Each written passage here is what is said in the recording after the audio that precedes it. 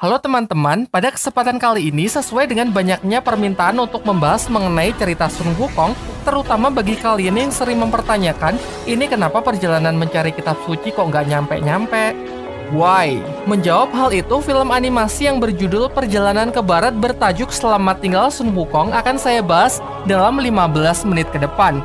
Benang merahnya menceritakan peristiwa yang terjadi pasca Sun Wukong berhasil mendapatkan kitab suci yang justru dikhianati oleh Kaisar Langit. Tanpa berlama-lama langsung saja ke ceritanya.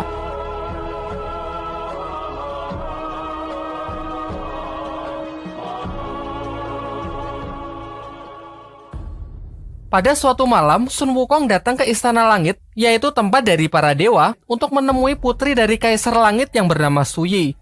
Pertemuan pertama mereka berlangsung di bumi, dan mereka pun juga saling menyukai. Namun sayangnya aksi Wukong diketahui oleh pasukan langit yang menganggap tindakannya ini melanggar aturan karena telah menerobos tanpa izin.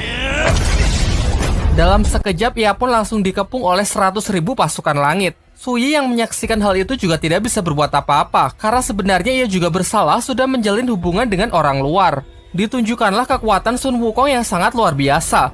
Bahkan tim elit yang bernama 8 Jinggang sudah menyatukan seluruh kekuatannya dengan mudah bisa Wukong kalahkan.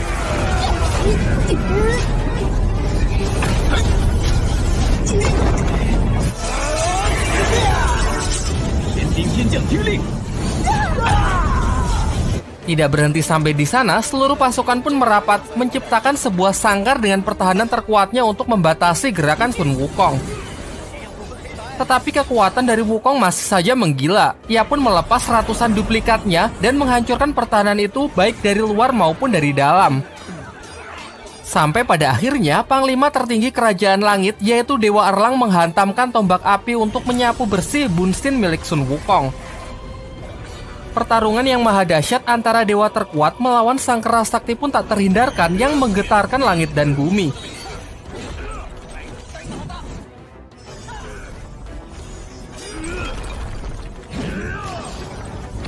Duel udara yang nampaknya seimbang memaksa Sun Wukong menunjukkan wujud aslinya, yaitu seekor kera raksasa yang langsung menghantam Dewa Erlang terhempas ke darat.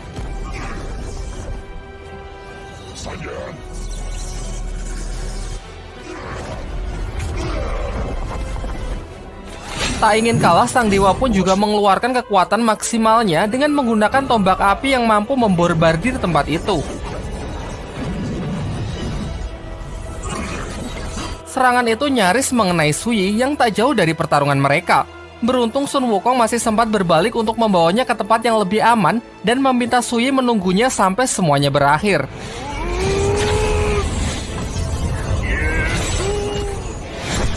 Di ronde kedua mereka pun saling mengadu kekuatannya dan terlihat jelas bahwa Wukonglah yang lebih unggul. Namun ini semua masih jauh dari kemenangannya. Secara mengejutkan, dari langit muncul cahaya keemasan yang menyerupai sebuah telapak tangan raksasa. Dan benar saja, Sang Buddha Agung dengan jurus tapak Budanya berusaha menghentikan pergerakan Sun Wukong. Dalam keadaan yang sudah benar-benar terdesak, ia masih sanggup melempar tongkat saktinya, mengubahnya menjadi potongan yang lebih kecil dan terjatuh membentuk pagar untuk melindungi Su Yi yang dikhawatirkan masuk dalam area serangan. Sun Wukong pun terlihat kewalahan menghadapi serangan yang sangat dahsyat itu, sehingga membuatnya kembali ke wujud manusianya dan harus menelan kekalahan. Akibat dinyatakan bersalah karena menjalin hubungan dengan bangsa dewa, menerobos Istana Langit, dan membuat kekacauan, Sun Wukong pun disegel di sebuah gunung yang bernama Gunung Lima Jari.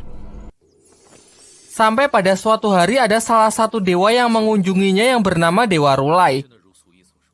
Dewa Rulai pun memulai percakapan dengan mengatakan kalau ia adalah guru dari Su Yi, sekaligus dewa yang melepaskan jurus tapak Buddha sebelumnya.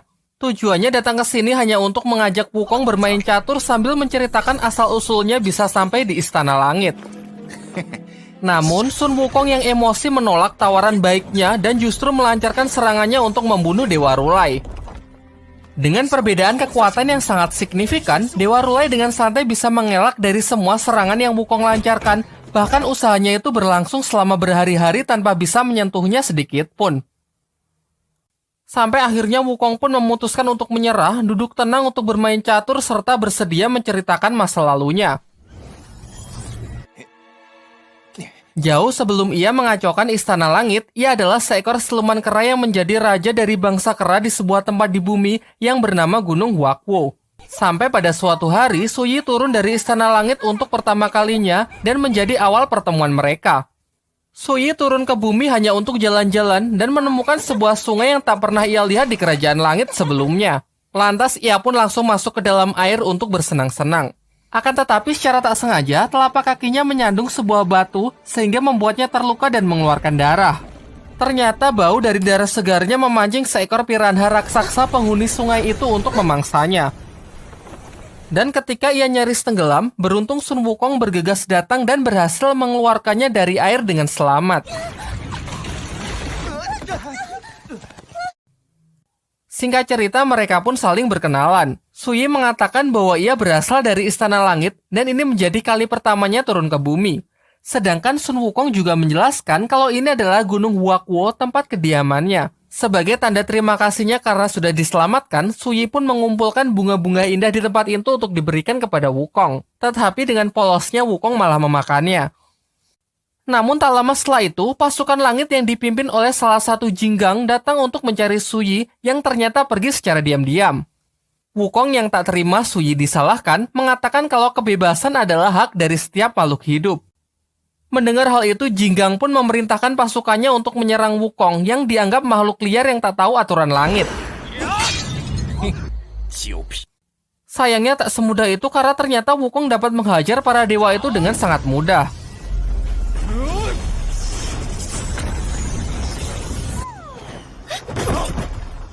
Suyi pun lantas segera merelai mereka dan bersedia ikut kembali ke Istana Langit untuk menyudahi perkelahian mereka. Kini di hadapan Dewa Rulai, Wukong pun mengaku bahwa membiarkan Suyi pergi pada waktu itu adalah penyesalan terbesarnya. Lanjut ke ceritanya, sejak pertemuan pertama mereka, Suyi sering sembunyi-sembunyi turun ke bumi hanya untuk menemui dan bermain bersama Sun Wukong. Banyak waktu mereka habiskan bersama untuk berkeliling menikmati pemandangan di Gunung Wakwo. Wukong juga mengajak Suyi masuk ke dalam sebuah gua yang merupakan tempat terindah di sana. Ia menceritakan sewaktu kecil ia sering sekali bermain di tempat ini. Wukong pun menyarankan agar Suyi tinggal di sini saja bersamanya untuk selamanya. Namun Suyi menjelaskan bahwa ia dilahirkan di Istana Langit. Ia tidak punya pilihan karena sudah menjadi takdirnya untuk tetap tinggal di sana. Suyi juga mengatakan kalau ia sangat menghormati ayahnya yang mengemban tugas mulia untuk menjaga cahaya kehidupan di dunia. Ia berharap suatu hari nanti Sun Wukong juga bisa menjadi dewa yang hebat untuk turun menjaga keadilan dan menegakkan kebenaran. Terakhir, Suyi memberikan bulu ekor pertama yang jatuh dari Langpao, hewan suci peliharaannya yang merupakan lambang dari perdamaian.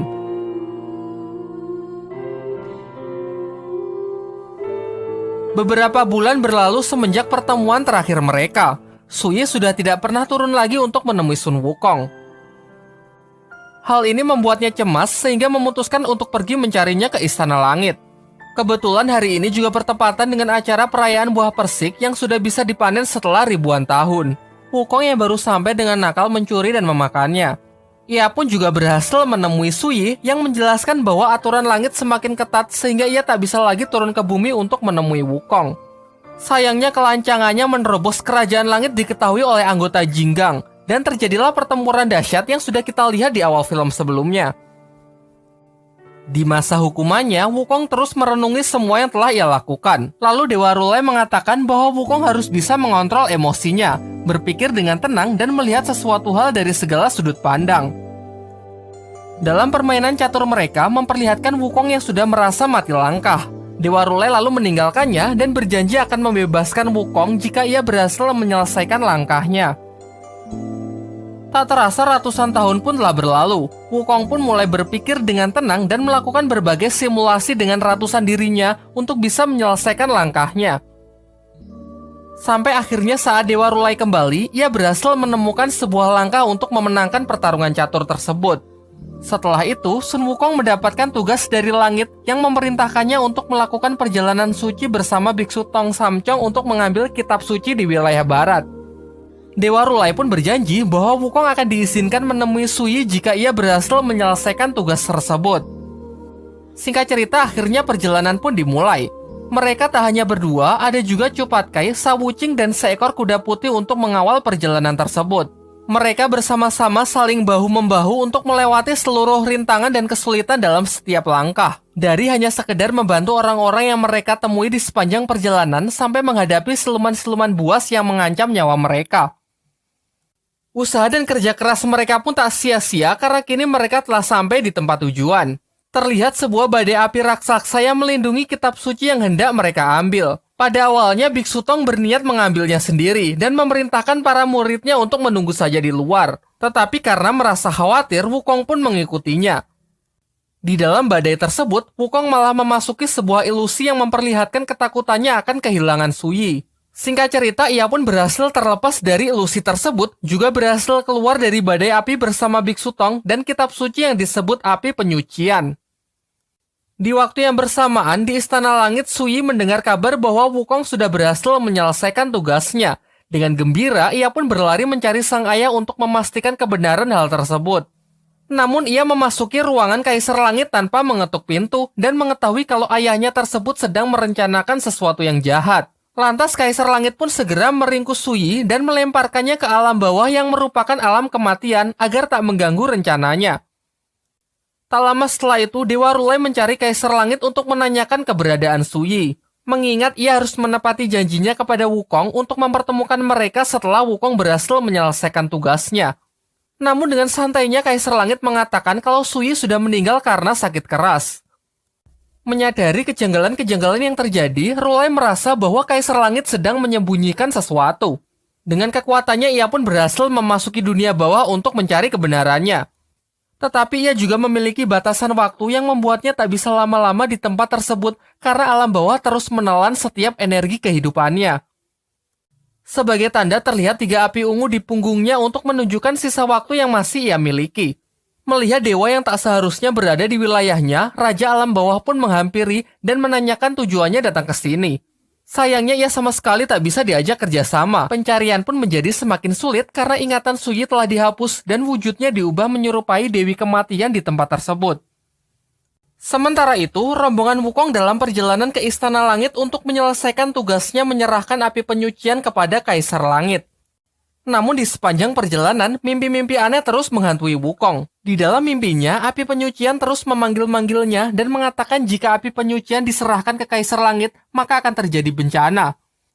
Namun Biksu Tong malah menyuruh Wukong untuk diam karena menurutnya mimpi itu dibuat oleh iblis untuk mengacaukan mereka. Sesampainya di alun-alun, mereka sudah disambut oleh Kaisar Langit dan beberapa petinggi kerajaan lainnya.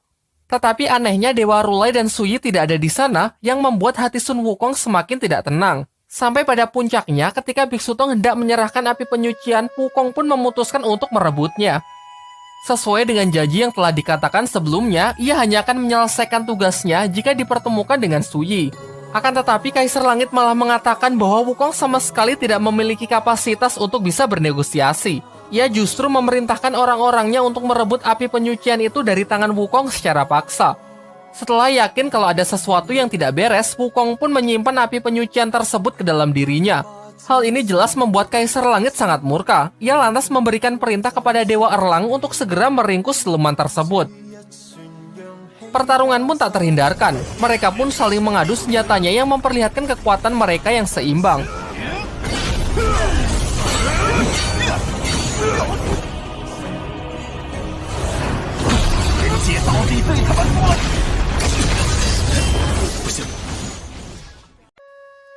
Lalu, Dewa Sangsin yang mengetahui kelemahan Wukong menyuruh Biksu Tong untuk membacakan mantra agar kekuatan Wukong melemah.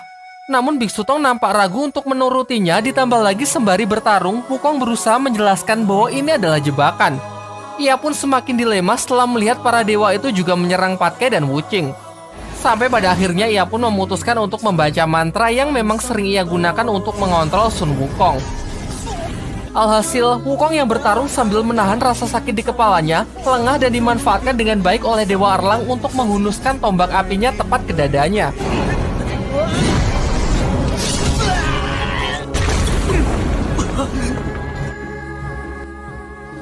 Hal ini membuat Sun Wukong terbunuh, meninggalkan api penyucian yang sudah terlepas dari tubuhnya. Terlihat dari kejauhan, tragedi ini juga disaksikan oleh Dewa Rula yang sama sekali tidak bisa membantu karena terikat dengan aturan langit. Meskipun jasadnya sudah mati, jiwa Sun Wukong yang dirasa masih sangat kuat disegel jauh di dalam samudera.